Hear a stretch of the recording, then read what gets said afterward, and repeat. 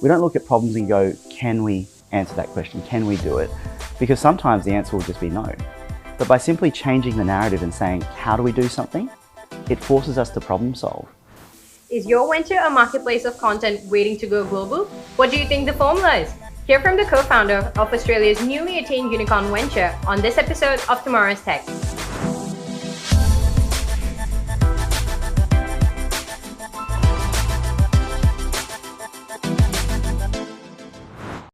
I'm Ananya Dhyani, joined today by Dr. Vu Tran, co-founder of Go1, Australia's leading online learning and education platform spread across the United States, South Africa, Malaysia, Vietnam, and the United Kingdom. Supported by enterprises like Microsoft, Moderna Venture Group, Salesforce, and Seed, Go1's mission is to unlock positive potential through a love for learning and provide opportunities to individuals and organizations looking to develop themselves for today's world of work. Welcome, Vu. Thank you very much for having me. Organizations across the world have been wanting to become the next big marketplace of content. What was done differently with your business venture that led to its success? That's a really good question. I'm not sure. I think with most things, it's probably right time, right place, right people, right? I've been very fortunate to have the co-founders that I have. It's like a bad joke. You know, you've got a doctor, a lawyer, an engineer, and an economist who get together. And the only thing that really have in common, despite being, well, instead of just being best friends or great friends, it's actually a love of learning. So we're really passionate about what we get to do. But then on the flip side of it, that we've also identified an opportunity to be able to say, well, where can we actually make the biggest impact, make the biggest difference when it comes to learning? When you look at K-12, when you look at tertiary education, all of those areas are areas that people are looking to grow and expand into. But the area we really identified is the workplace, right? That's a place where we can make the biggest difference. Because at the end of the day, we all know that, you know, learning doesn't finish at the end of school, at the end of university. So what we decided to do was go, well, how do we transform the workplace? And like in many other parts of our lives, our home environment is now actually starting to impact what we do at work. I mean, COVID-19 is probably the best illustration of that. But if we look at how we consume content in our day-to-day lives outside of work, at home, you look at things like music. You know, back in the day, you'd go to a record store, you'd buy CDs, you'd buy records. Then you had the likes of iTunes where you could a la carte buy whatever you want. And then today we've got the likes of Spotify where you've got subscription access to almost any song in the world. The parallels with books, with Amazon, and then suddenly the digitization of Kindle. The parallels with, say, movies and TV shows with the likes of Netflix. So for us, we really honed in and go, what was that trend that was occurring in terms of how people are consuming content? And for us to be able to create that marketplace and then to be able to put a subscription on that when it comes to workplace learning, skills and professional development, it was a real no-brainer for us. Well, those are some great insights, Vu. So, but I think actually, if I can add another point to it, I think the other thing to really think about is the way that we've approached it as a team as well.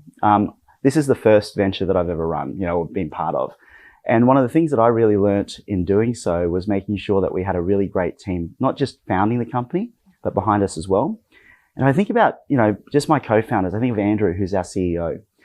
One of the things that frustrates me the most when I work with him is that when there's a problem, he never says to me, hey, Vu, can we do this? The thing he asks me is, how do we do this? And that's something that we often look at when we come to problems or when we're trying to solve things in a startup. We don't look at problems and go, can we answer that question? Can we do it? Because sometimes the answer will just be no. But by simply changing the narrative and saying, how do we do something? It forces us to problem solve. And we've got some of the best people that I'll probably ever have the privilege to work with, working right beside me right now. Well, I'm sure entrepreneurs out there are taking notes. The American seed money startup accelerator, Y Combinator, has played an important role in launching Go1. Do you think your venture would have scaled the same success based on its principles alone? I think it was one of the key ingredients, but I wouldn't say it's the only ingredient. When we went into Y Combinator, we didn't know what to expect. And I'm going to share a secret with everyone at the moment.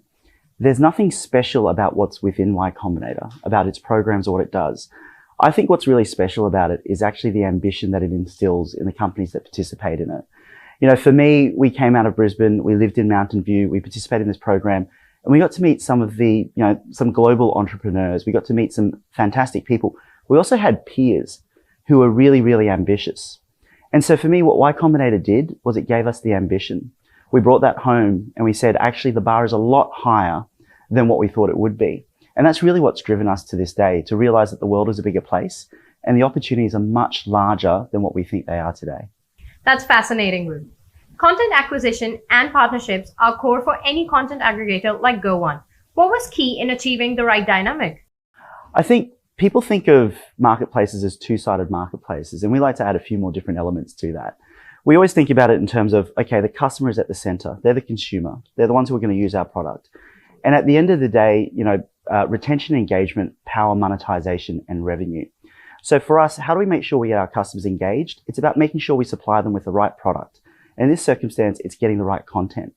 So for us to engage with content suppliers who have great brand recognition and great quality content, like the likes of Harvard, like the likes of Thomson Reuters, to be able to bring them to our customers in the one place. But then at the same time, to make sure that we've got appropriate distribution so that we can attract great content providers is incredibly important.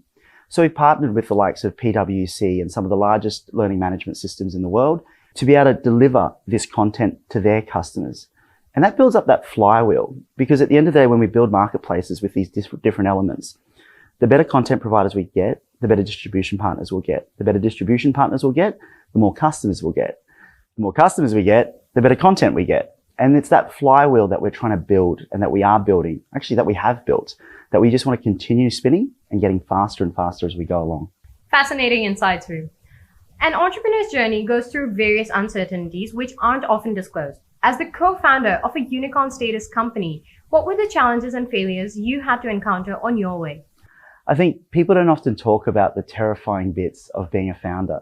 You get shrouded in this glory of becoming this great company or this huge company or being able to achieve this massive mission or pursuing this great goal. But it's actually all the most challenging parts that, I think actually make us who we are. I wouldn't be able to do what I do if I didn't have my fellow co-founders here, right? When we think about how we started out, one of the biggest realizations to me was, one of those terrifying things to me, was realizing that we were actually responsible for the livelihoods of families, of people who we employed. And so, worst case scenario for me, and I'll say this very openly, early on, if this didn't work out, I'd go on and build my career in medicine. Andrew would become probably the governor of the Reserve Bank, and Chris would be a UN lawyer. But at the end of the day, for me, when we realized that we were responsible for the livelihoods of those who work with and for us, it became really real.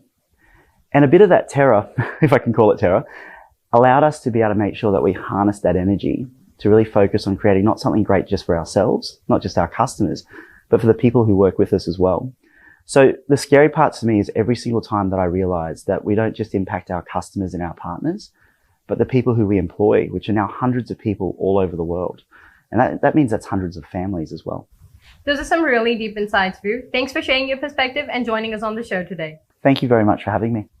Hey viewers, if you're an aspiring entrepreneur looking to gain knowledge from top executives across Australia, follow us weekly across Tomorrow's Tech LinkedIn, Facebook, and Instagram channels. Want to engage with us? Let us know in the comments below of what principles and values would you undertake for your organization's success. We look forward to hearing from you. Thanks for watching and see you on the next episode of Tomorrow's Tech.